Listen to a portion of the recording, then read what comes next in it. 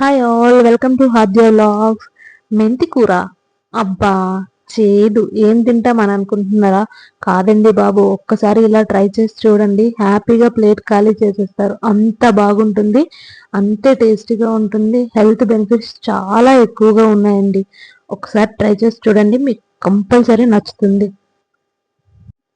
ముందుగా stove on చేసి కడాయి పెట్టుకొని 3 స్పూన్స్ ఆయిల్ వేసుకొని, ఆ ఆయిల్ కొంచెం హీట్ అయ్యాక హాఫ్ స్పూన్ జీలకర్ర, 5-6 వెల్లుల్లి రెబ్బలు కట్ చేసి వేసుకోవాలి.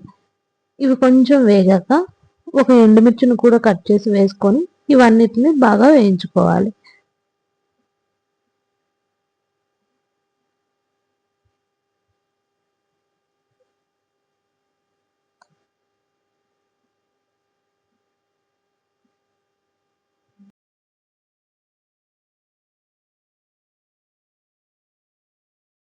ఇప్పుడు ఇవన్నీ వేగాక 2 పెద్ద సైజ్ ఆనియన్స్ ని సన్నగా కట్ చేసుకొని ఆనియన్ ముక్కలన్నింటినీ ఆయిల్లో వేసుకొని బాగా ఫ్రై చేసుకోవాలి. ఆనియన్ ట్రాన్స్పరెంట్ గా అయ్యేంత వరకు ఫ్రై చేసుకోవాలి.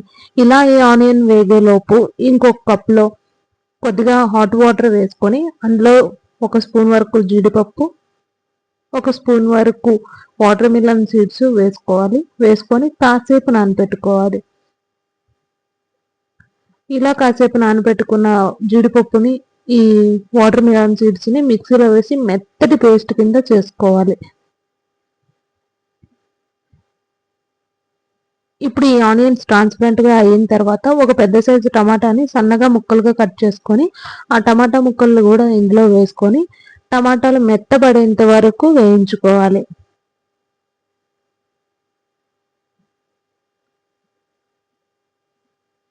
ఇప్పుడు ఈ టమాటా వేగాక 1 స్పూన్ వరకు అల్లం వెల్లుల్లి పేస్ట్ కూడా వేసుకొని అల్లం వెల్లుల్లి పేస్ట్ పచ్చివాసన పోయేంత వరకు వేపుకోవాలి.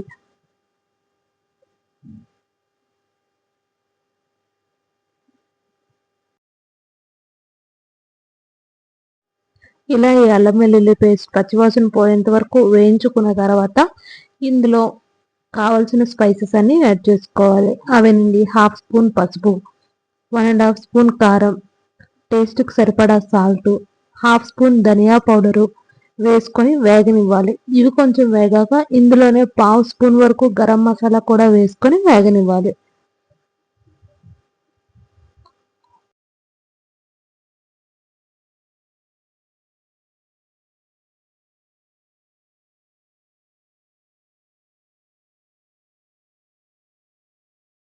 ఇప్పుడు ఈ మసాలాలన్నీ బాగా వేగిన తర్వాత పచ్చివాసన పోయిన తర్వాత ఓ 3 చిన్న కట్టలైన మెంతి కట్టలు తీసుకొని చిన్నగా కట్ చేసుకొని ఇందులో వేసుకోవాలి. బాగా వాష్ చేసుకొని వేసుకోవాలి.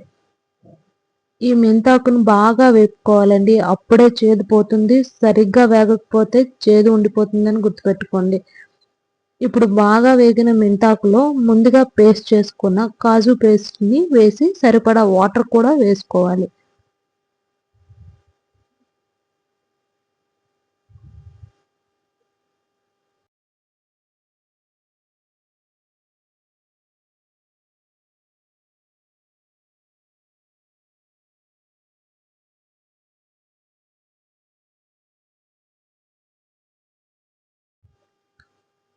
ఇలా కాజు పేస్ట్ వేసుకొని వాటర్ వేసుకున్నాక అడుగు అంటనివ్వకుండా మధ్య మధ్యలో కలుపుతూ ఉడకనివ్వాలి.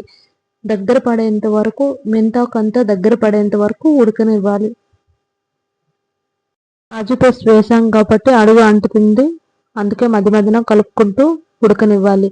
చివరిగా కొత్తిమీర వేసుకుంటే అంతేనండి, ఎంతో టేస్టీగా ఉండే మెంతాకు కూర రెడీ అండి. చాలా అంటే చాలా టేస్ట్గా ఉంటుంది. చేదు అనేది ఉండదు.